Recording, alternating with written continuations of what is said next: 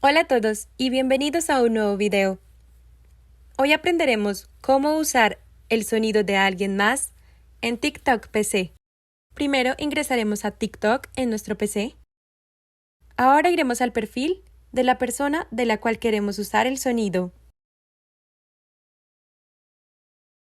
Entraremos al video.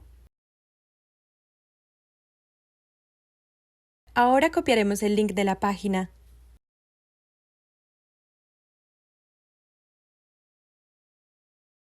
Abriremos otra pestaña y buscaremos TikTok Downloader MP3.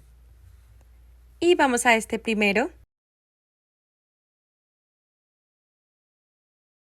Ahora pegaremos el enlace y pulsamos en descargar. Ahora vamos al botón que dice Download MP3 y el sonido se descargará en nuestro PC.